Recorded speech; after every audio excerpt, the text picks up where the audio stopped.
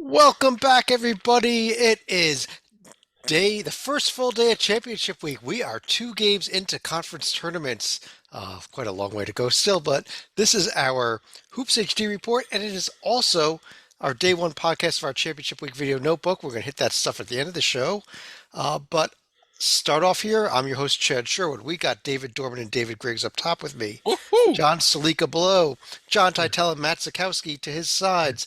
And we've got a lot of stuff to get to here, but um, before we get to anything, I did just want to confirm for anybody that may have missed our first video notebook from last night, it is official. The doors have been locked. He is in there. Well, David Griggs is in the puppet bunker. I thought we weren't going to do this year. Wait, did we lock him in a bunker or a safe?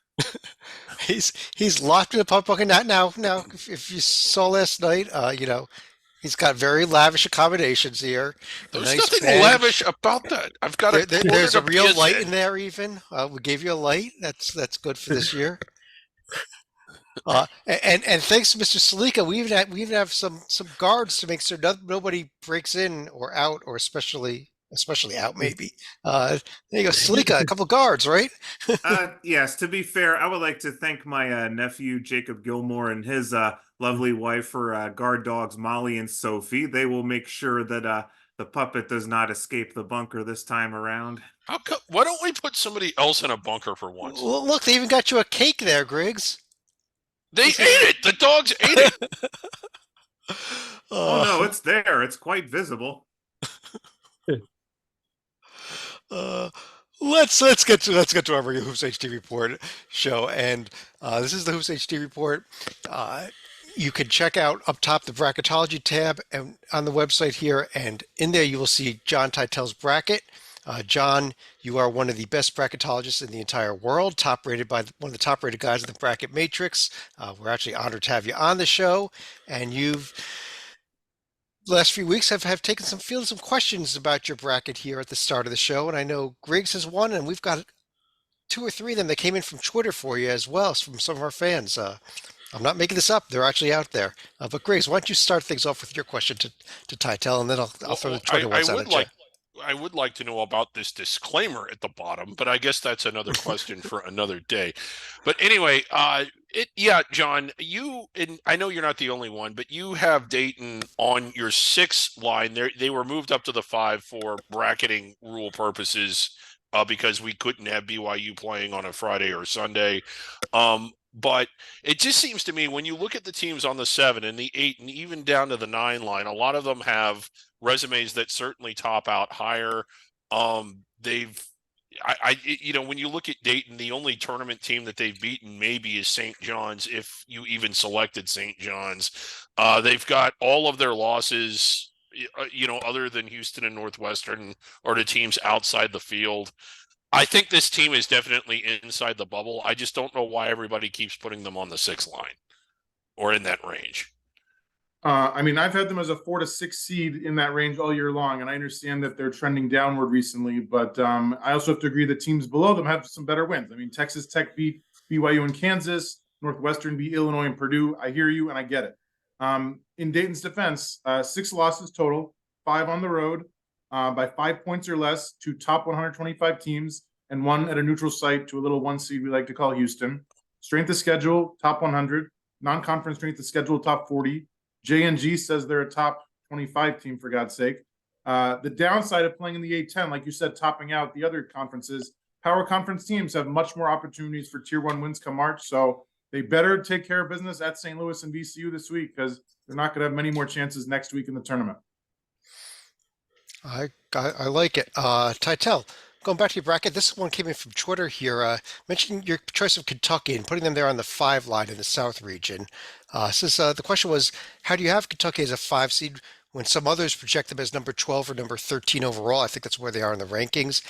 And on top of that, you have them behind an Auburn team with only one quad one win that Kentucky just won at Auburn by a pretty big margin just the other day.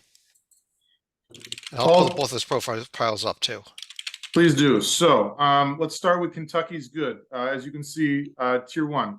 wins over Carolina, Florida, Auburn, Alabama. They swept Mississippi State. The bad, home loss to UNC Wilmington, road loss at LSU. They're certainly far from a perfect resume. When you compare them to Auburn on the right there, Kentucky has more tier 1 wins. They have more tier 2 and tier 3 losses. They have worse predictive metrics and a worse OAR. So there's plenty of reasons why Auburn should be ahead of them. I get it. I think the biggest X factor is the health of the Wildcats. So if you look at their losses, they're not just single asterisk losses. They're, as Chad likes to say, double asterisk losses. Kansas, they were missing Bradshaw and Ivisic. Texas A&M and South Carolina, both games without the arrow. Florida without Edwards and Wagner. And another game without Ivisic and Wagner. Like, they, when full healthy strength, etc., they are wearing white, if not a top 4 seed. They just haven't been healthy all year long. Right. One other question came also from another follower of our Twitters, has to do with your 2-line. Can you explain why you have Kansas as a 2 seed despite an 18 net and a 9-7 conference record? The first time that Kansas has had 7 conference losses in a billion years, and still a couple games left to go on top of that. Yes, as you can see on the left there, plenty of good neutral site wins over Kentucky and Tennessee.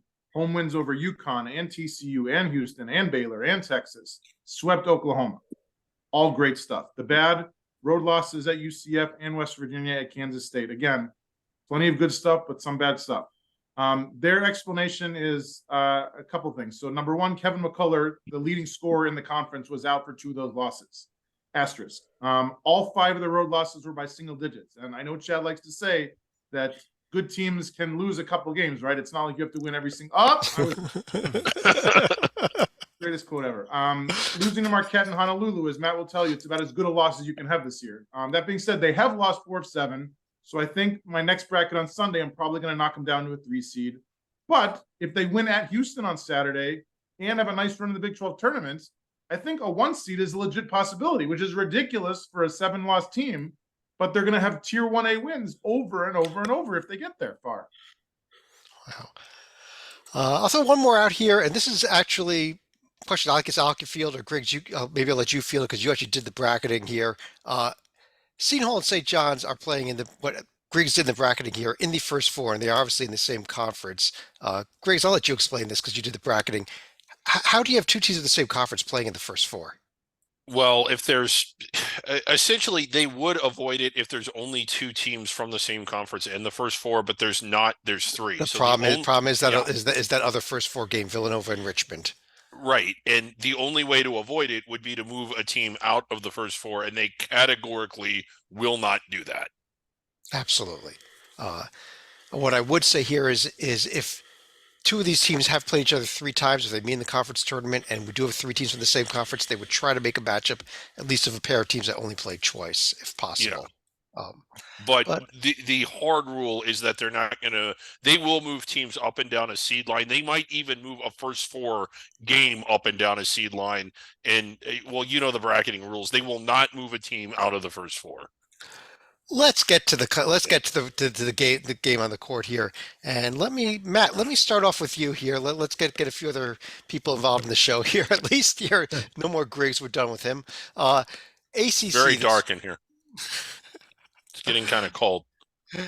Over in the ACC this week, I guess that's where we're starting things off because that's what popped up.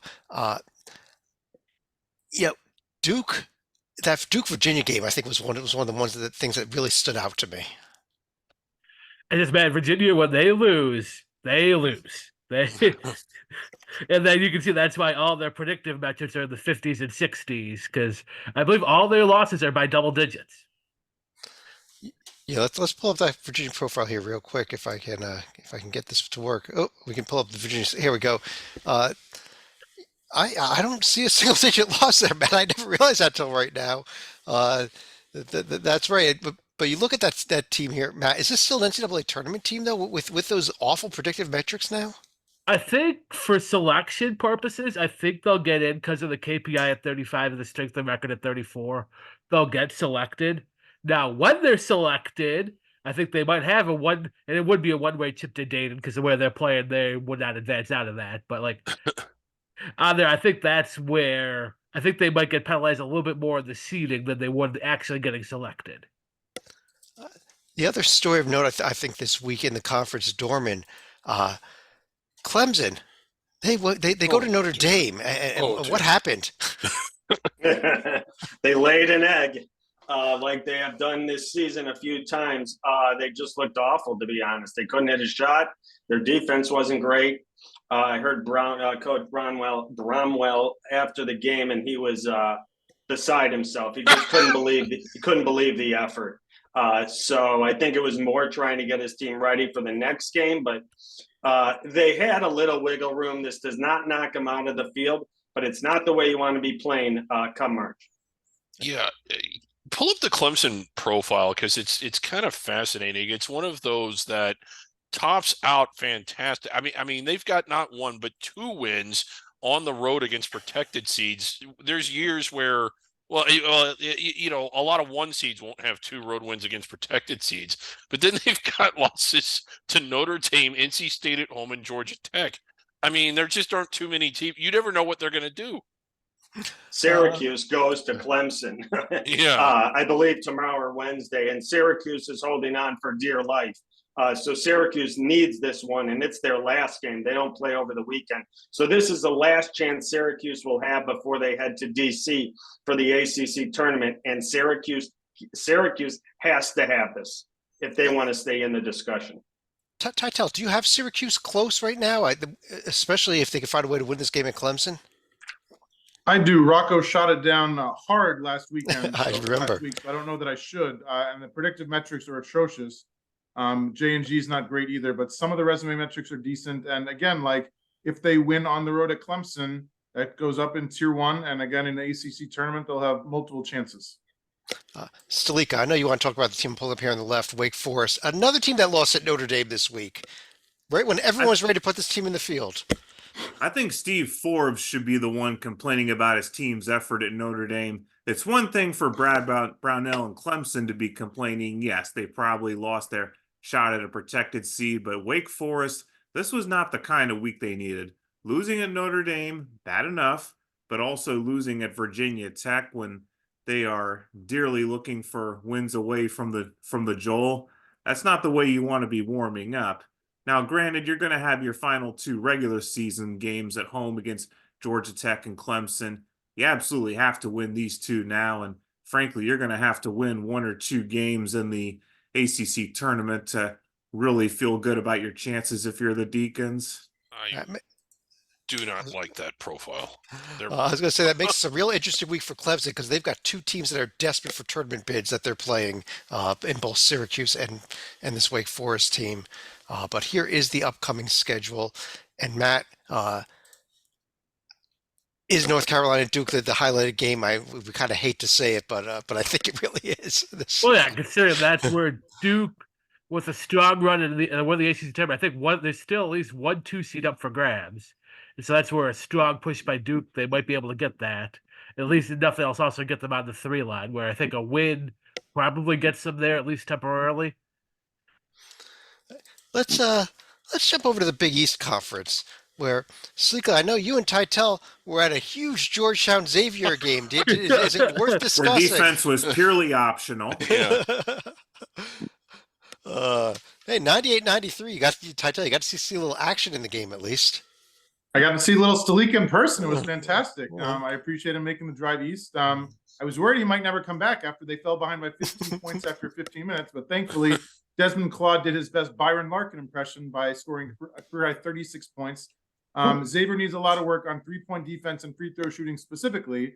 Then again, if they keep scoring 98 a game, I assume they're going to be just fine. Big bubble week ahead.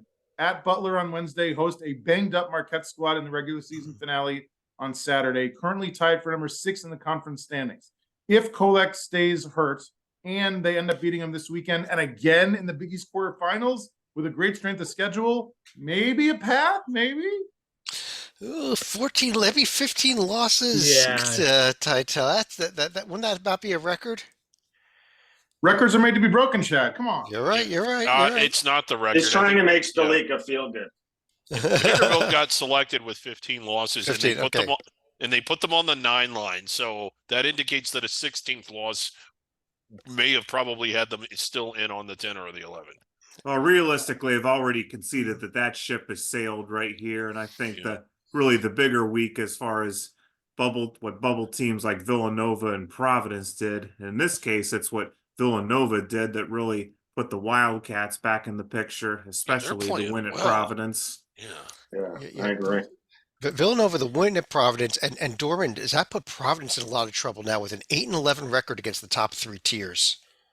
Yeah, I had him in one of my first 4 out as of this morning. I think they're in trouble here. Obviously, an incredible opportunity at home. Their final game is going to be Connecticut at home. Connecticut has wrapped up the regular season title and the 1 seed in the Garden. So I don't know how much Hurley will be pressing, although it's always Hurley and he's always pushing his guys. So it won't be easy for Providence. But if they want to get back into the better side of the bubble before the Big East tournament, beat UConn at home, and that'll be a great way to finish their regular season. It'll go a long way. And don't lose at Georgetown tomorrow, by the way. Well, that's obvious. Yeah. Chet, a quick note on UConn, as we pointed out, it's their first Big East regular season win in 25 years. Title. Big East title, yeah. Did this save Hurley's job? That's a long dry spell. Well, they've actually got coming up on Wednesday a game at Marquette, which is their chance for a first true road win against a ranked team in about 10 years or something ridiculous, which is crazy. I mean, they won 2 national championships in the meantime, but not a true road win against a ranked team. Matt, that is your Marquette team they're going to be playing. Coming off the loss at Creighton, where you were shorthanded, what's the health status of your team, first of all, and second of all, what did that loss do, and what about this UConn game coming up this week? It's 3 questions for you there. Well, yeah, Kolek is definitely not playing the 2 regular season games this week. I think decent chance he's back for the Big East tournament. And oblique injury, it's one of those he needs rest, but at that point, with some rest, he's already feeling better. I'm guessing he'll play in the Big East tournament is my best guess. And that now, the other guys, I mean, as long as they've passed the flu by now, because that's Oso Iguodala was at the team hotel. He traveled and just, I think, got sick on the trip or sometime to where he couldn't play in the Creighton game. And Trey Norman tried playing, but yeah, was leaving remnants of himself on the bench after that. It was in not good shape. But if the flu has passed them by, it'll be everyone but Kolek back for that game. And I was interested to see how they play at Creighton, because man, a fully healthy Marquette probably wins that game, at least based on the gameplay of that, because the injured Marquette was down 5 at the under 4 timeout. Matt, you should at least be thankful they had the flu bug last week. I don't even want to know what happens once they get into the Cincinnati chili this upcoming weekend. That's the kid for all ills. I want you to briefly address here this Seton Hall team. Griggs, let me ask you, Seton Hall, where do they stand now? An 0-2 week, but they lost at Creighton and they lost at UConn. I mean, you can't. Do you really knock them far for that? I don't think so. And there's a lot of good here. I mean, when you look at the wins, at St. John's, at Providence, they're sort of outperforming other bubble teams by beating them on the road. Butler no longer on the bubble, but still a good road win. And then they have the 2 home wins against UConn and Marquette. And then when you look at their losses, and I know one of the knocks on them is that they're 8-10 against the top 2 tiers. But I mean, the top 2 and top 3 tiers is a pretty big range. And when 1, 2, 3, 4, 5, 6 of those losses come, or I'm sorry, 5 of those losses come on the road against teams that are in the top 10 percentile of the top 2 tiers, don't you sort of have to take a look at that? Those are really hard games to win that a lot of people that with better records against the top 2 tiers haven't been playing teams of that caliber. Well, does this make this Villanova Seton Hall game this week almost an elimination game between these 2 teams, or close to it? Close to it. Considering they could also face each other again the following week in the Big East tournament and so on and so on. But yes, they are both squarely on. I think both are inside the bubble. If not, they're right on the bubble, and therefore this is arguably a play-in game, as it were. And those are two huge games here coming up on Wednesday night. We also have Creighton at Villanova on Saturday, so it is a huge week for Villanova this week. St. John's has two games they can't lose as well. They get DePaul and Georgetown, but they're I don't tell. Where'd you have them this morning? I have them in, and I think Bracket Matrix just put them in today too. So it's nice for me to be ahead of the curve for a change. Usually I'm right behind the curve, but again, you're right. Like they cannot afford to lose both, but I'm pretty sure they're not going to lose both or either one now that I think about it. Not considering the way that St. John's blew Butler out of the water the other night. True.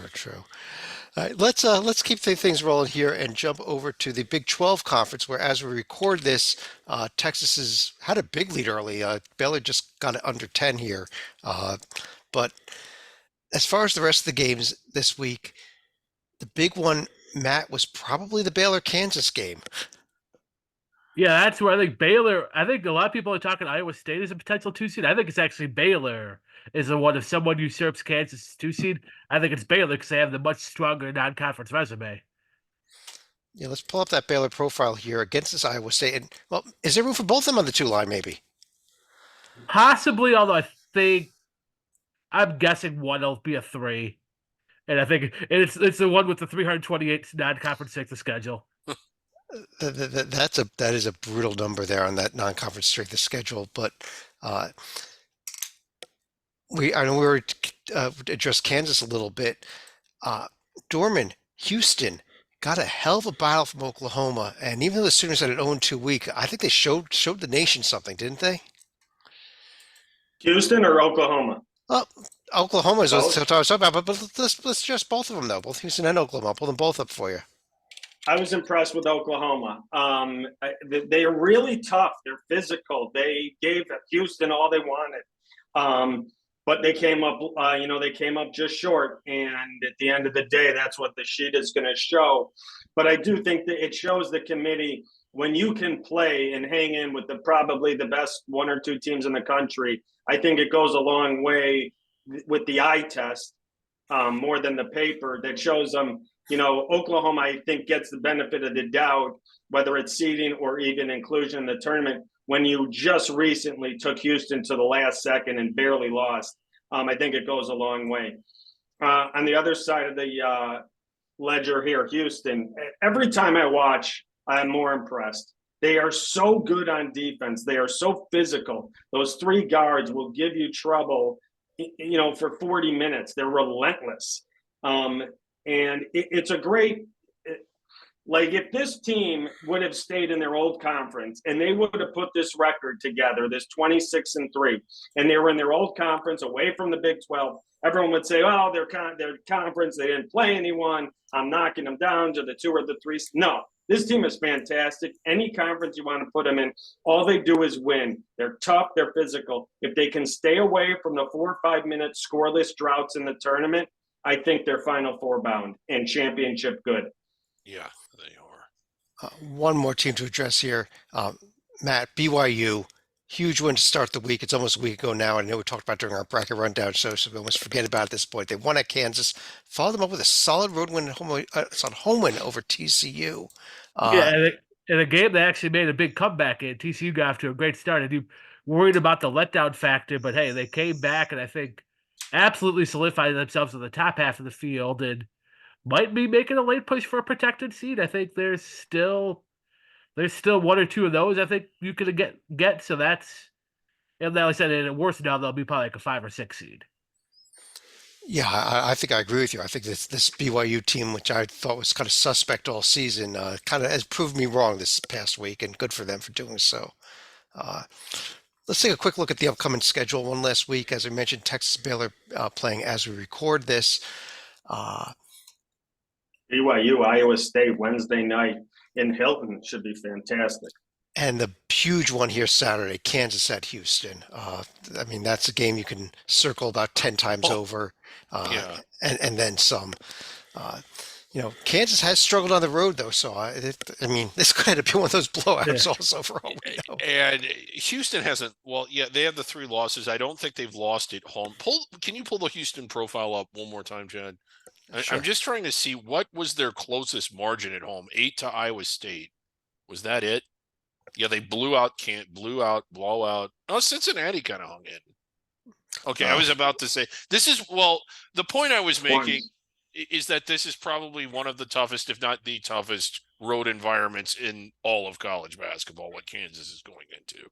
Yeah. Houston is going to be slightly shorthanded. Titel, they lost one of their key reserves, Joseph Tugler, for the season, I believe. Yes, he's only started one game, so he's strictly bench material, and he's a freshman, so he's strictly inexperienced. But that being said, it's a guard-heavy team, and they have the two big men up front, Juwan Roberts and Javier Francis. If either of those two get in foul trouble, I think it could be a small issue. We'll see. All right. Baylor, Texas Tech, Oklahoma, Texas, a couple other games coming up on Saturday. It's an exciting final day of Big 12 play. But let's move over to let's go SEC next. How about that? Where I think, Dorman, we got to talk about Tennessee's week. Take care of Auburn, you win at Alabama. I mean, you can't do much better than that, can you?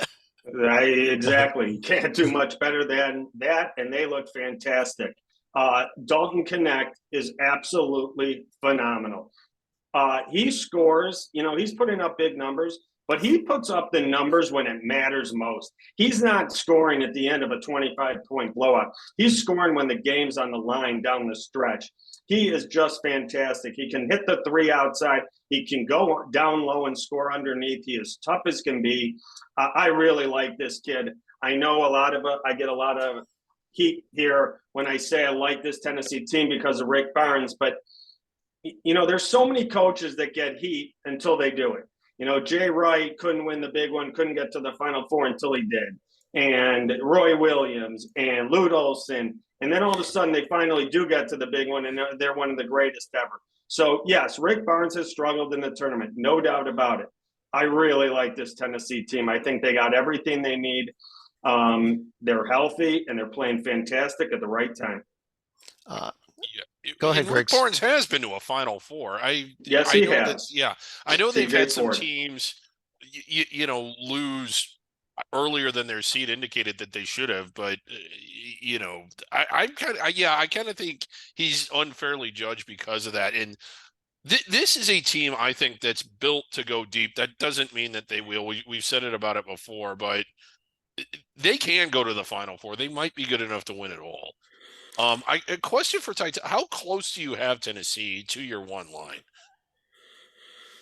Damn close. The fact that they have all these Tier 1A games coming up, they're probably, I think that Purdue, UConn, Houston are on another level. But I think Arizona versus Tennessee is a fair question because Arizona's beaten the Tide once. The Vols could end up beating them 3 times in a 2-month span. Vols have a better strength of schedule, and they just keep having these Tier 1A options. So it's a legit possibility. Right. They've got this game at South Carolina, then a home game against Kentucky at Matt. I pulled Kentucky up there on the right. They had 2-0 week, but it was by 2 at Mississippi State, and they gave 102 points to Arkansas. The Mississippi State, I mean, you didn't want to give win. up 89 to them, but Mississippi State's a good team. Like they're one. If you see the bracket rundown, I've been higher than on them than I think most all year. I think that's a very nice win in Starkville. Now, the Arkansas performance, that was left a little bit to be desired because this Arkansas team is junk this year. I think the transfer portal carousel finally caught up to Arkansas this year, not having any kind of stability.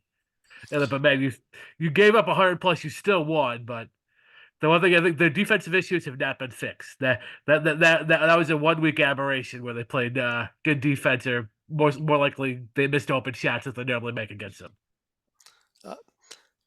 Griggs, I got to call you out about Mississippi State. You've been this anti-Mississippi State rant all season, I think. Yeah.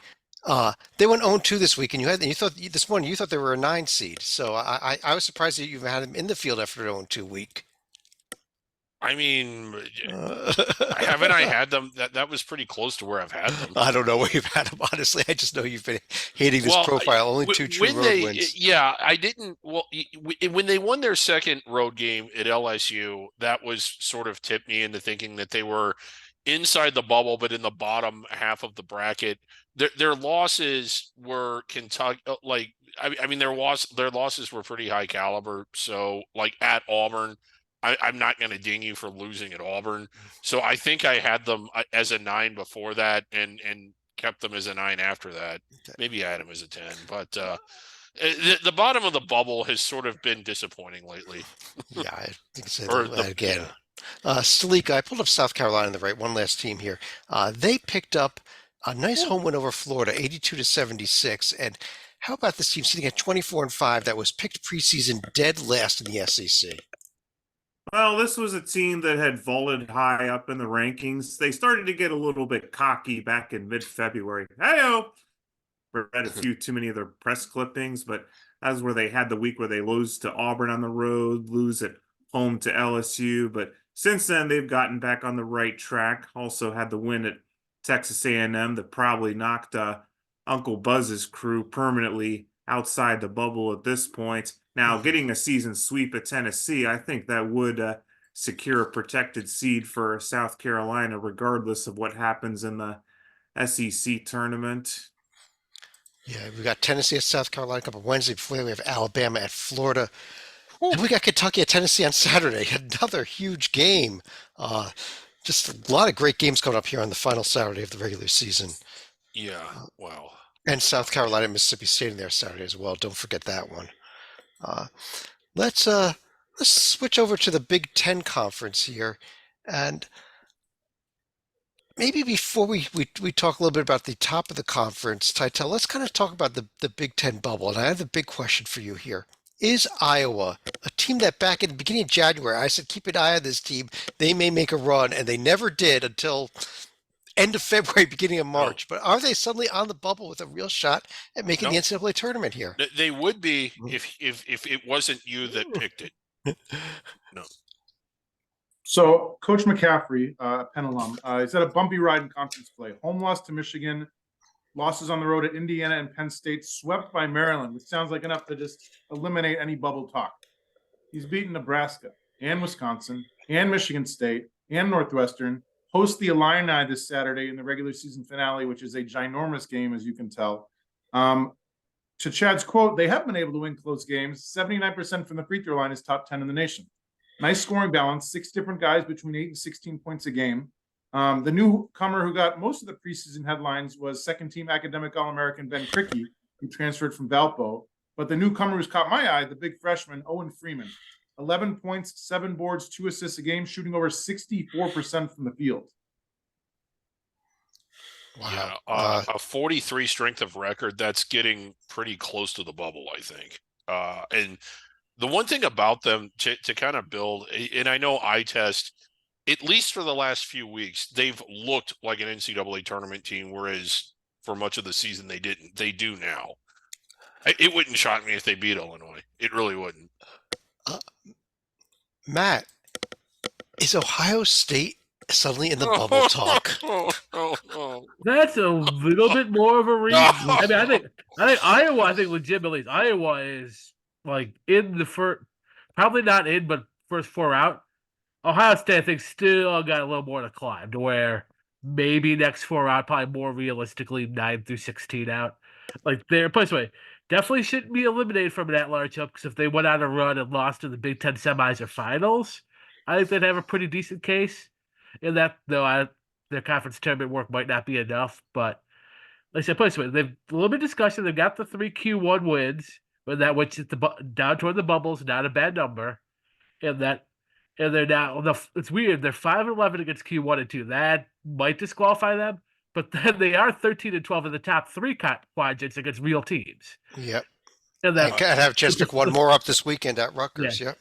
The 5-11, though, that probably, I think one number, if that disqualifies them, it's that 5-11 right now against the top 2 tiers.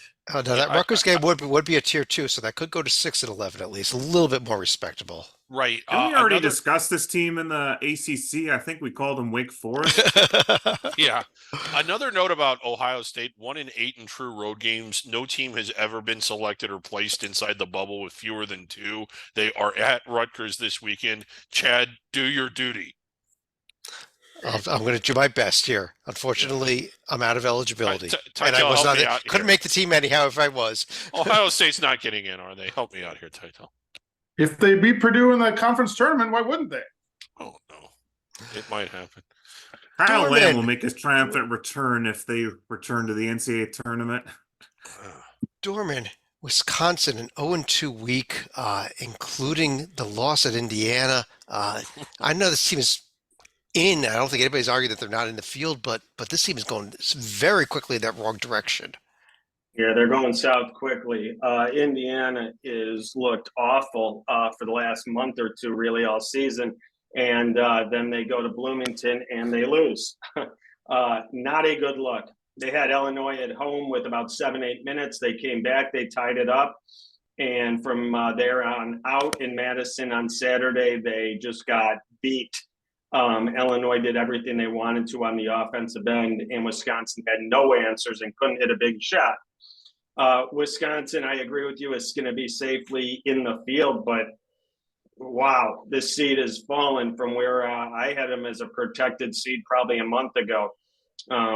They will probably be wearing a road uniform in that first round, minus a huge run in the Big Ten tournament next weekend. And remember, the last two regular season games, they get Rutgers at home, but they lost by 22 points at Rutgers earlier this year. So don't call that a gimme. They did not match up very well with RU last time. And then at Purdue, they go into that Big Ten tournament on a 4-game losing streak. If they lose their first game, there's a chance they might sweat out Selection Sunday. I can't imagine it, but you're right. And what has happened to whiskey? Because, yeah, you're talking about 18 and 14, which is probably still enough. 18-14 has got to be bubble just by the virtue of the overall record. Titel, back me up on that. 18-14 is a bubble team, no matter who you beat, isn't it? Yes, the strength of schedule of 5th best in the nation, and the predictive metrics loving them, those, and resume metrics like yes, but.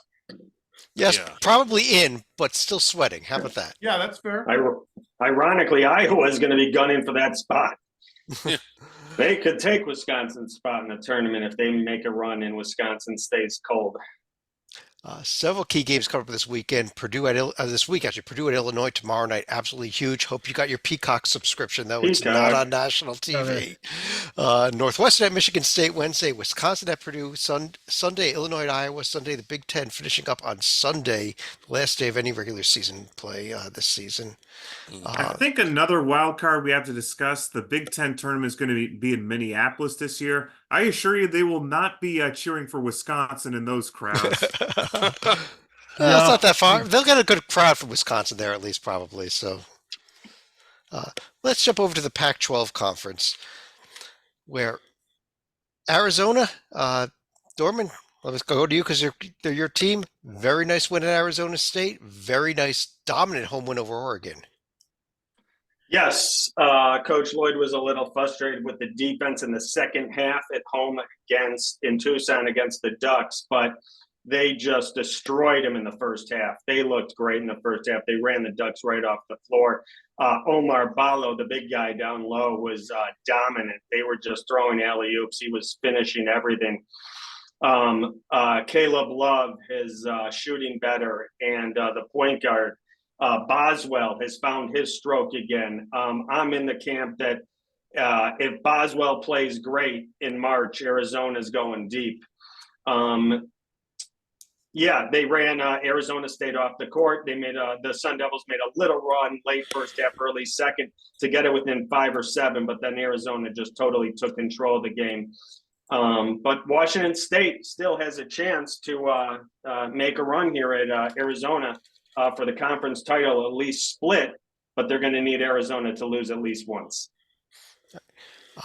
Matt, let's talk a little Pac-12 bubble also here. Colorado and Utah both did what they need to do this week, 2-0 weeks, beating Cal and Stanford. Yeah, and I got a sneaking suspicion one of them's going to get in. I think they'll be in the play-in game. I somehow think a third Pac-12 team will get in. I think Utah, just because Utah has a stronger overall resume, they'll be a little more palatable. I mean, I've seen worse Arizona State teams with probably even worse resumes get in than this Utah one. So, and then I think Utah in the play-in game, assuming they don't basically lose out, is a decent proposition. Yeah, and how big is it this week for them? Both these teams having to go to Oregon, and I mean to go to Oregon State, they better not lose, but to go into Oregon, an Oregon team that it'll be a quality win if they win that game. Well, yeah, one win in fact. Put it this way, Colorado probably needs a tier 1 win worse, but I think, yeah, that would be. Of course, if Utah sweeps, they definitely will get in, and they might even avoid the play-in games if they sweep. But yeah, 1-1, and don't lose your first Pac-12 tournament game. And I think whether they deserve to or not, I think a third Pac-12 team will be put in. Real quick, one other team, Stalika, Washington State, 2-0 week, but they struggled at home with both USC and UCLA a lot more than I thought they would. Well, this is where Washington State's starting to get a bit of a target on their back. I mean, you look at teams like USC and UCLA, they've been down, but these are teams that they're not mailing it in. So at least the effort was there, the spirit was willing. Unfortunately, the flesh was weak for both the Trojans and the Bruins here. And we'll see what they have left in the tank when Arizona comes to LA for the final time as Pac-12 conference foes. Yep, that is the upcoming schedule. Arizona has the road trip to UCLA and USC. Washington State. Final time ever as conference foes that they're going to be playing. And then Colorado and Utah are at the Oregon schools. But let's go over to the Mountain West Conference. Griggs, I know this is one of your favorite conferences, and I wanted to let you start things off here because, as I mentioned earlier, you did do a bracket, your own personal bracket today, and you had Boise, and I know it was because of a seed line move, but you had Boise State as your highest rated Mountain West team on the, listen to this, 5 line. Well, they were on the 6. I think Tytel just fainted. Yeah. Well, I like the resume. You look at this, for starters, they're tied for first in the league. They've beaten St. Mary's, who I think we agree is in the 6 seed range. They beat them on a neutral floor. They won at New Mexico, at Nevada. Those are 2 exceptionally hard places to win. They beat San Diego State, albeit at home. New Mexico's a terrible road team. So, and then you start to get down. I like what they've done in tier 1 and tier 2. And when you look at their losses, none of them smell bad. All of a sudden, that Wazoo loss is looking pretty good. Griggs, I got San Diego State on the right there. Guess what they did? They also beat St. Mary's at the neutral court. They won at Gonzaga, which is better than any Boise State's best win, and they have no losses outside of Tier 1. How is Boise State a better team than San Diego State in any way you look at this? Well, they did beat them, and they are ahead of them in the standings. Matt, can you back me up on this? Yeah, no, man, I don't see that at all. And put it this way, the game. Boise has more road wins. Boise has a head-to-head win. Boise is higher in the conference standings. Okay, then put up Utah State then. All right, I'll put up Utah State. I'll put them over here. Stalika, how about Utah State? This is a team that probably would have been a little more palatable as putting them on the 6 or 7 line. Well, there's your road wins right there, 7-4. They also have the season sweep of Boise State. There's only one tier 2 loss, which was at home against Nevada, which is not terrible, but then again, not ideal if you're trying to get a high seed like a 5 or a 6. Yeah, I mean, I think all 4 Utah of these teams are a good profile too. They're all I think all teams. 4 of them are good. Yeah. Dorman, what about UNL? Oh, okay, real quick. What about UNLV, or is that where you were going? No, we're not. Okay, I'll let you go UNLV for a couple seconds with their 3 quad 4 losses. And Griggs, I guess if you're putting Boise State in the 5 line, then UNLV is what, a 6 seed, a 7 seed? Maybe a 10, but I don't think they're in the. I think you got Wyoming. You're just doing this to get San Jose State in the field, are you not? San Jose State is in the field. They're getting the lifetime achievement selection. Boise wins those last 2. Or I'm sorry, if UNLV wins those last 2. We'll talk about That's UNLV an interesting next week. Profile. Dorman, how about a team that is maybe going in the wrong direction? I'm talking New Mexico here. Is this team on the verge of being out of the field? They're definitely going in the wrong direction. They're on the verge of knocking themselves out of the tournament.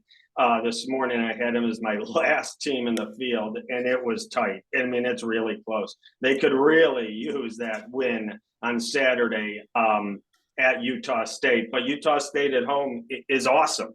And they're just really, really strong at home. And New Mexico isn't playing really good basketball to where the point I'm comfortable saying New Mexico is going to give them a game. Their problem, New Mexico, is going to be the tier 1 wins. They're at 2. When you look in the tier 2, yes, they have 3, but they're all at home. The one Nevada road win in tier 1 is really the only thing they're standing this whole resume on. The Air Force loss in Tier 4 isn't great. I think they're in real trouble. Most likely I see them beating Fresno State at home, losing to Utah State, and needing to win at least one game in Vegas next week at the Mountain West tournament. I really do. I really think they're going to need at least one, and that first round game is going to be brutal. Right now they'd be playing, I believe, Nevada. Yeah, and we've got some really good games. Nevada at Boise State. Griggs, I'll give you. San Diego State UNLV is a good game this week as well. Yeah. At Boise State at San Diego State on Friday night is another huge one. UNLV has a path. They can win these next two, and then Titel, does UNLV have a path to an look at that at-large bid? I'm not talking path. automatic bid. They have a path to an automatic bid. Do they have a path to an at-large bid? Difficult at the very least. They do have an injury factor or two. Keelan Boone missed several games earlier in the season, so they have that X factor. An uphill battle, but the fact is they're going to have a bunch of Tier 1 opportunities because this conference is loaded. And yeah, they get to the finals. Out. I'm with Griggs. They get to the final. They win these last two, and they get to the finals. I'm Go going to to the talk. finals, and you got a chance. Losing by 32 at home to Air Force, admittedly not great. But there's some good stuff on the profile too. Stalika, American Athletic Conference. South Florida keeps on winning. They're now 24 in the nation in both polls. When is this team going to become an at-large quality team? Well, even with kind of an unbalanced schedule in the American, when you're going to win the regular season by multiple games, like 2 or 3, I think we can fairly say that this has been the most consistent team here. Getting that win at Charlotte, I thought was pretty huge because I thought that one might trip them up a little bit. And now they got to avoid toe stubs against Tulane and Tulsa because you definitely can't be taking on any more regular season losses if the Bulls are going to entertain at-large hopes. You also want to get that net above 75, which will at least put them in terms of being a Tier 1 or Tier 2 opponent for other teams that they've played. So you get the whole rising tide lifts all boat kind of thing here. Yeah, that's this profile is. Oh, let me pull it back up. I apologize. Go ahead, Griggs. Well, I mean, and Titel can chime in here. This is a weak profile, but it's a really good team. And how does the committee handle that? It's a weird profile because there's no Tier 1 losses, but 2 Tier 4 losses that are not explainable. Most of the other Tier 4 losses we've seen tonight involved multiple injuries. They were full strength at home against Maine and Central Michigan. They were. No, this is I didn't say weird. I said this is a weak profile. I don't think this team does not get selected 98% of the time. But the thing is, it's a weak profile, but it's a good team. And I don't know. I'm not a psychic. What does the committee do with a profile like this in the event that they don't win the auto bid? Well, let me ask this question over to Matt, because isn't one of the things you do if you say, is this team a weak team or not?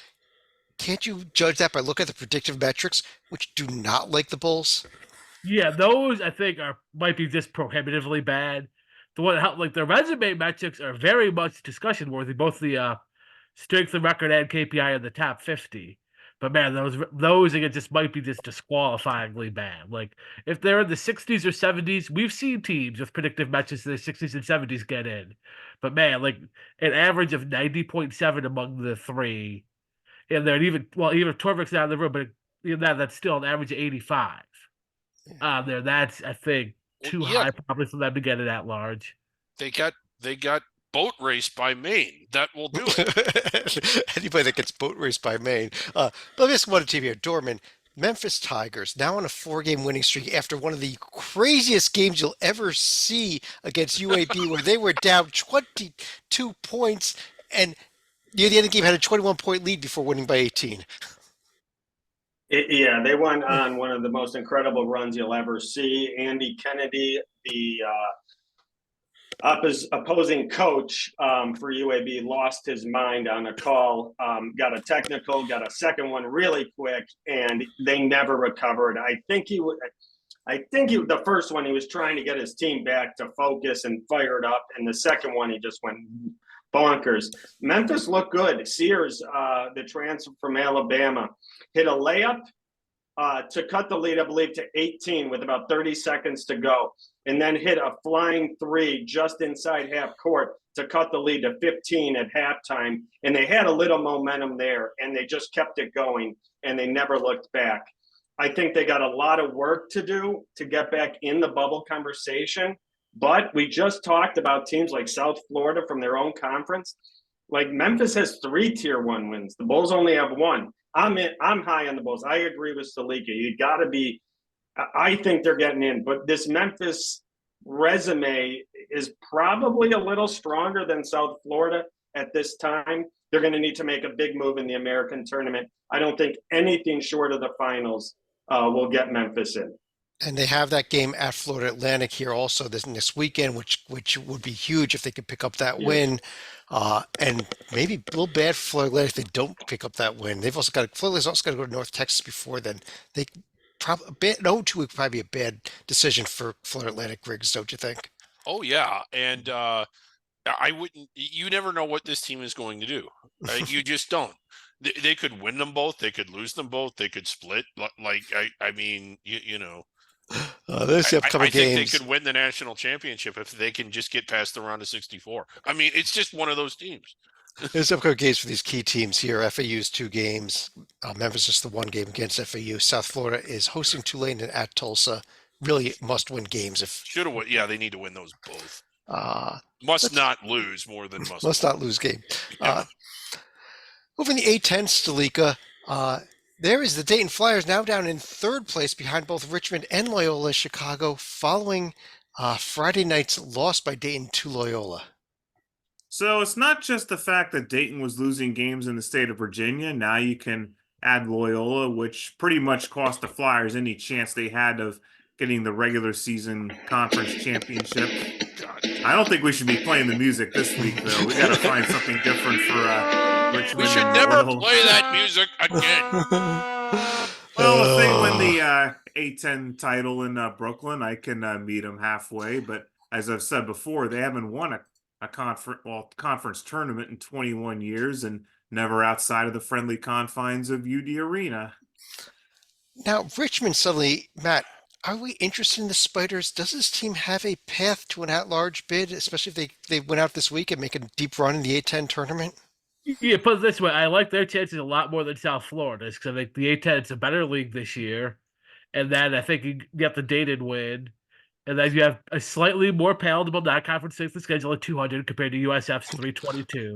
200 is palatable. Okay, go ahead. Slightly more. Put it this way, it's not going to be the terrible. like giant red flag saying "Don't take me" like USF's is. I think Titel, you think Richmond's pretty close also. I think you mentioned that Thursday night, right? You selected them. Yes, but so a little illustration in terms of Richmond versus South Florida. So I'll pull them both up.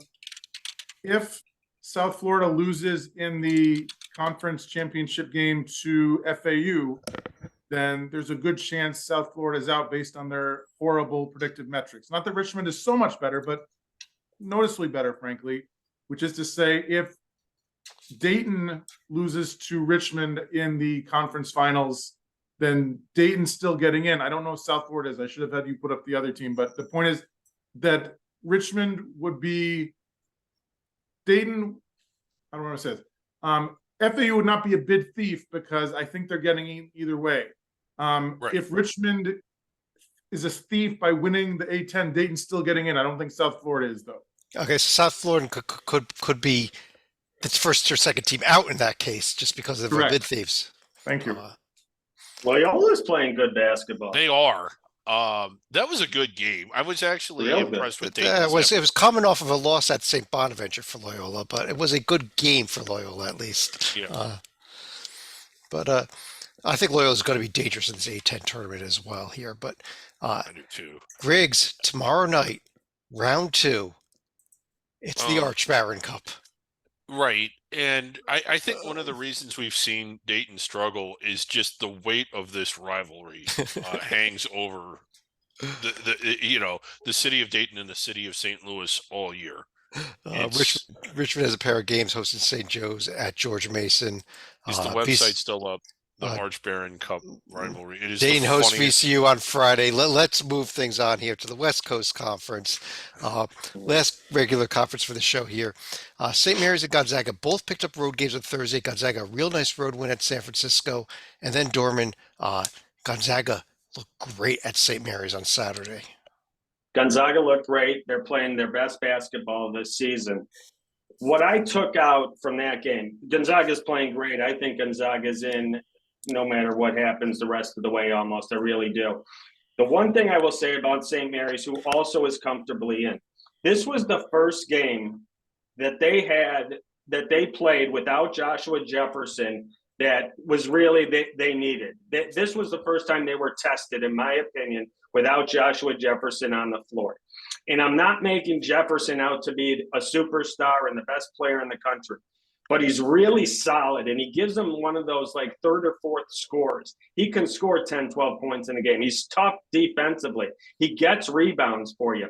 I really think this team is missing him. They're not real deep, St. Mary's. And a really glue guy, I want to say, a really solid player is really a big loss for St. Mary's. This was the first time I really thought you could see it because it was against big-time competition, which will be the way they will have the rest of the way and in the tournament. And I really think St. Mary's is hurting without him. Gonzaga, on the other hand, Matt, a lot of people are putting them around the 8 or 9 line right now. If I'm a 1 seed and I draw Gonzaga as my 8-9, I am pissed off. Are you not? Oh yeah, that. And here's what a shout out to our friend Rocco on that his fielding a 68 crew. Their consensus bracket actually had them as a 7. And I took a half a look, but I'm like, wait a minute, like I can see that, especially look at those predictive metrics. That I think once we get to the seeding part, I think that's going to help them to where you see teams like Seton Hall and others we've discussed where those predictive metrics might drive them down the seed line. That might drive Gonzaga up to where like I wouldn't be stunned especially if they win the WCC tournament. I think they're a 7 or an 8. Let's go over to the, not going to go back there, but this is the upcoming schedule, the West Coast Conference. Real quick here. Gonzaga and St. Mary's not playing until Monday night in the semifinals. There's a lot of West Coast Conference play before then, but they're not playing until Monday, possibly meeting next Tuesday again for the West Coast Conference Championship. The extension ladder bracket. Yes, it is a long one. One less That is spot not there being with brought BYU. to you by Warner. Yeah. That concludes the regular Hoops HD portion of our show, but this is a combo show here, Griggs. So we are going to do a little bit of look at the championship week games. And This let's is our take championship week video notebook. the video notebook portion, and it was opening day in the A-Sun tonight. A pair of games by seeding. It was a pair of upsets. Jacksonville knocking off Kennesaw State, Queens knocking off Gulf Coast. Salika, did you take anything away from either one of these games? Well, from what I heard, it was actually the second year in a row the Queens had knocked off Florida Gulf Coast in the opener. And then if you look at the other game, Kennesaw obviously not going to get the repeat with a decimated roster compared to last year. Yeah, Queens at AJ McKee with 23 points to lead the way for them. Jacksonville, Bryson Workman a double-double, 31 points from Robert McCory. A lot of scoring there from this Jacksonville team tonight also. So congrats to them. They actually, they just kind of flew out there and They took this jumped out win. to a lead. Kennesaw would fight back, and then it seemed like 90 seconds later it would be double digits again or close to it. It was actually an entertaining game to watch. No one was there. The banana fan was there, but no but one it was was a any. good game to watch. The crowds will be better tomorrow. Eastern Kentucky, I think they're going to come out. I think they're pretty excited. I think everybody is. I think Lipscomb's going to be out. The A-Sun quarters are kind of fun from this point on, dude. Like once you get past these opening round games. Yeah, Matt, what do you think? Do you see any upsets tomorrow here in these 4 quarterfinals? Nah, I think, well, at least not among the 1 or 2 seeds, just because with the home court, they'll take that through. And then I think at Lipscomb, I believe, has played some pretty good ball now. So on that, like, I probably don't see, like, in a 4-5, that's not an upset. It is at Austin Peay, so it's a bit more of an upset just because you're on their home court, I think, but than a normal 4-5 upset. So, but I kind of like that call. I could see North Florida winning this game. I think it's all chalk. I like the way, We also have 3 conferences kicking off play tomorrow. First of all, the Horizon League opening round game. Robert Morris is at Fort Wayne. Detroit Mercy is at Milwaukee. IUPUI is at Cleveland State. Uh, And Salika, do you see an upset in any of these three games? I didn't think we would see a potential upset out of Detroit Mercy against Oakland, but I suppose anything is Almost possible at happened. this stage. Then again, IUPUI, another team probably not going to have much life remaining. Purdue Fort Wayne has also been running hot and cold, so conceivably, Robert Morris would be the team to get the upset out of there. It's Titel. I know you Purdue just Fort Wayne. Titel, I know you just did your conference tournament previews. They're linked up there on the conference tournament page, and you can find them on the main page as well. Who did you have winning the Horizon League tournament? I believe I had Oakland. If somebody can quickly confirm or deny, that'd be fantastic. But I think that Greg Campy's been doing this for like 4 decades. So that actually I had Youngstown State. Sorry, Okay. Penguins! Yes! Yes! Yes! Fever! Penguin fever. Yes, you did.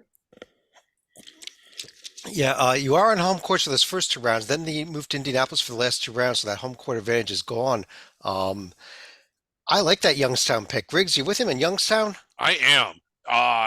Yeah, I like the way Oakland. They've had the best season. I just have a feeling that it seems like they've struggled in games that you don't think that they should have. They're at home on the blacktop on Thursday. Purdue Fort Wayne. Let's not. You mentioned, or Stalika said that they were hot and cold. They were red hot. They were in our under the radar top 10 for weeks at a time. They got off to a great start and then just completely sank into the quicksand. But it's still a team that's capable of playing at a high level. I don't think they beat Oakland, but I will say Oakland better not overlook them. Real quick, Matt and then Dorman, are you with us on the Youngstown State Penguin Fever? Yes, and then something I can actually bring to the table in here, given the way the Horizon League tourney is, someone playing tomorrow, it feels like this is going to be the championship game. You don't know who, but like the way that tournament goes. I'll tell you what, both Milwaukee and Cleveland State were very good. This conference was 7-8 teams deep this season. Yeah. And so I would not be surprised if Milwaukee or Cleveland State made a run of this event. I'm with you there. Dorman, you on the Penguin Fever? I'm in on Penguin Fever. I'll throw another good program, another great story. Green Bay this year. Yeah. Yes. Green Bay had a really nice season, coming back from having a rough run lately. But Green Bay's another wonderful story this year, and I'm in on the Penguin and the Fever. But Green Bay could win this conference tournament too. This is going to be a fun one. It really is. It is opening Upsets. round day tomorrow in the Patriot League. Holy Cross is at Army. Loyola is at Navy. Service Academy sweep tomorrow. Are we there, Griggs? Army and Navy. I think both win? Navy wins. I don't know about Army. Okay. Holy Cross did go to Georgetown to win. I know. Titel, were you at that Holy Cross Georgetown game? I think I was, although to be honest, all the Georgetown losses kind of blurred together. Yeah. Matt, who do you think wins this whole Patriot League event here? I think Colgate, and Oh yeah. I'd be surprised if they play a game within 10 points. The only thing I could say is that Colgate's only 2 losses this conference season were both at home to American and to Lafayette. So they get the home court advantage of the event, but they've lost twice at home and were undefeated on the road in this season in the Patriot League. A little bit of a weird stat there. Not till Thursday, but Lehigh Lafayette, a fun rivalry. Yeah, we'll be looking at that one Wednesday night a We'll be little bit looking more. at that one. Yeah. Yeah. Stalika, you on Colgate? I could easily see it was a Lehigh short-circuiting Lafayette's potential upset bid right there, and also keeping in mind, even if Lafayette does win, they would ultimately go up against BU, so that would obviously help to knock out a potential upset special for Colgate. But until someone knocks them off, I'm going Red Raiders here, or just Raiders. I think they go by now. Just Raiders. Dorman, Raiders. I'm on Colgate. I think they have the 3 best players in the conference. I agree with Matt. I'd be surprised if any team was even close. And in the most important games of the night tomorrow night, we have the 12-13 and 11-14 games in the Sun Belt Conference. Louisiana Monroe, Coastal Carolina, Texas State, Old Dominion. They're playing both the men's and women's tournaments at the same location, so there's days off in between. A little bit wild here that the tournament starts tomorrow, and James Madison is not going to play until Saturday night. with their first game of this event. They'll be the How last about team. Old Dominion hasn't played Texas State yet this year? How about that scheduling? Really? Work? Yeah, Wow. yeah, Yet they played JMU 3 times. One of them in a yeah. It non-conference makes game. sense, right? Yeah. Okay, here. Real quick, Matt. Any thoughts at all about either of these 2 games tomorrow? No, that's the one. But I want to fast forward to Monday because that could be quite a fascinating title game if Chalk holds. Okay, yeah. Well, who's your pick in that one? I am going JMU. I think JMU gets it the 3rd time. Yeah, Tytel, what do you think? This could be a bubble implications also here for James Madison and App State in the finals. It could. It depends on your viewpoint. If you're one of those, if you swept a team in the regular season, then you're the better team. You go App State. If you go with it's hard to beat a team 3 times in one season, as Matt and I do, we go with JMU. I'm going to offer up a word of caution right here. Let's not forget, Southern Miss rolled to the regular season title last year, but guess who knocked them off in their quarterfinal matchup? South Alabama, and they are potentially lying in the weeds to be an upset special again. Louisiana, another team that could maybe make a run here. Yeah, that would be kind of cool seeing them play like that. Louisiana Monroe rivalry is kind of somewhat heated. I'm going with James Madison. I think they get App State in the finals. I think this time they finally beat them. And I think that's it for App State's season. Dorman? I'm on James Madison. I think they get their revenge. But I like App State's path to the finals better because I think Troy is a very solid, good team, and they could give Madison all they can handle. Well, I don't think Arkansas State is anywhere near the level of Troy. So App State's path, I think, is a little easier, but I like Madison getting revenge. That's tomorrow's games. Big ones in the Sun Belt. Yeah. One more thing to do before. Actually, a couple more things. Let's go to the survival board next. Actually, Griggs, can you tell everyone what this is? That's up here on our website, the NCAA Tournament Survival Board. Well, yeah. I mean, it's all of the teams in Division I that are still alive and playing. They're either still playing, and in a conference tournament, or they have. What it is essentially is that it's a tool for the selection committee that lets them know who they need to be looking at and who they need to select and who they need and to how many teams are left alive with a shot to win. We've got teams categorized in different ways. We've got some teams in blue like UConn. So if the selection committee next week is debating whether or not UConn should be in the NCAA tournament, the answer is yes. Yeah. Because they're in blue. Right. Yeah. Now, because no other reason other than they're in blue. We got some teams that are in red, like Cal Poly. So if they're debating whether or not Cal Poly should be in, what do they say? No, because they're in red. I mean, if they were in blue, they'd be in, but they're not. Now we got a team like, let's say Gardner-Webb is in normal type. Should they be debating them for an at-large bid? Not debating them, but Gardner-Webb is still playing. Gardner-Webb, still, yeah. So they may be a team they have to discuss in terms of an automatic bid. Right, yeah. And what about Iowa? We discussed it during the Big Ten section. Well, we can't do everything for the committee, so we'll leave Iowa up to the committee. Heading into play today at the Star Championship Week, there were 333 teams left with a shot to win it all. As a result of today's big 2 games, no surprise here. Don't even need the drum roll, but 331 teams remain with a shot to win it all. The 2 losers. Two in the A's. Queens won. Queens won. Never mind. Yeah. Yeah. Had Queens lost, they actually wouldn't have come off the board because they are ineligible. Yes. Right. Yeah. We did a shot for a couple of regular season eliminations in the Southland today. They did not happen actually. So that's where we are heading into tomorrow. Let's jump back over here now. And we've got a little new feature that we started, Griggs, just for Championship Week. It is our top 10 things from HoopsHD to see at college basketball games. Yes. We love college basketball. These are things that you need to see. Fortunately, we got 14 days, so we had a little problem with that. So we decided to 4 honorable mentions. We have 14 teams in the top 10. If the Big Ten can do it, why can't we? We started things off the first few days with just a few honorable mentions. If you missed it last night, one of our honorable mentions went to the Hornets Nest Trophy. Yes. As iconic as the Stanley Cup, I don't want to drink out of that window. But our second honorable mention from the list here, not quite making the top 10. Drum roll, please. I don't know what this one is. It is the Kennesaw Banana. I mean, can you beat that? No, and how does Kennesaw who's the Owls, by the way. Now, and this guy is, yeah, I don't know how they get a banana, but it works for him. And Owls eat bananas. Oh, props, okay.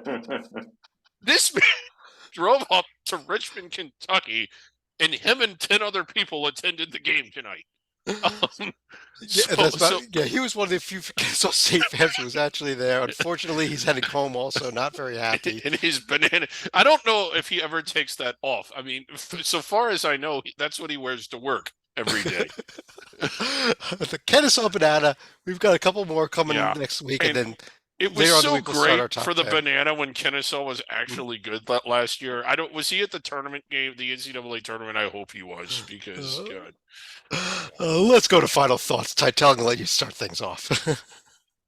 So I'm going to go with our friend Mark Few here. I cannot think of another coach who's dominated his league more than the head man at Gonzaga has. 23 straight tourney appearances, not counting the COVID cancellation year, 22 regular season titles, 19 conference tourney titles, 14-time conference coach of the year. He owns the West Coast Conference. He also has all the momentum in the world after winning 13 of his last 14, including a double-digit win in the rematch at St. Mary's last Saturday. That being said, I think the Gales are going to get their revenge in the WCC title game. But the Zags seem to be inside the bubble. And can you imagine a scenario in the second round with Mark Few against his former assistant, Tommy Lloyd, when the Zags face the Wildcats? Bring it on. I'll tell you, there's a real good shot if that's the 1-8 game. Wow. Stalika, and I think you want to leave the Horizon Link bracket up for you here as you go to your final thought? I want to go back to this one right here, and you're going to see why I am not on board with Penguin Fever. I'm always going to go with the axis of power that resides along Interstate 75 in Ohio and Kentucky. I have to go with Wright State in Northern Kentucky. Now, the good news for the rest of the conference is they are going to play each other, so at least one of the powers is going to be knocked out right here. But I think my eventual champion is going to come out of this game, and it's not going to be NKU this time, but I think Wright State is going to go ahead and get back on pace. They have the goods to knock off Oakland. They had done it just a couple weeks ago, and I can see them also getting past Youngstown or Green Bay in Indianapolis in what should be a Raider-friendly crowd. Mm-hmm. Matt, I'll pull the screen share down. Go over to you. All right. Well, this is the good fallacy is teams are admitted, not conferences. In reality, that just doesn't happen. And there's, I think, two places I'm looking for is first, as much as I love to see the 6-spin Mountain West, I think New Mexico gets left out because of their profile. Unless they win out and win even a game of the conference tournament, it's just not going to be good enough to where they can leave them out. And on the flip side, I think the Pac-12 gets a third team just because it's an okay enough league this year to where a Colorado or I think especially Utah will get in. And then the same thing like the ACC is not going to get 3 bids. The Big Ten's probably not getting 4 or 5. Like you could these scenarios, they'll have it. The same thing. The Big East will get a 4th or 5th, even somehow, some way. They'll get a 4th or probably even a 5th. Yeah, I think I agree with you. And again, conferences don't get bids, but they do. Dorman. Yeah, I'm going to go with the Pac-12. What a weak way for the conference to have their final year. I think they're getting 3 bids. I think Arizona and Wazoo are locks. But these Colorado and Utahs, I don't love the resumes. I think they got plenty of work to do. And it's just sad to see one of the great conferences in basketball for the last 40, 50 years and what UCLA meant to all of college basketball and probably made college basketball as big as it was, UCLA. And I'm not a Bruin fan, but what they did for college basketball and what this conference has meant to the college basketball tournament, just a rough way to go out.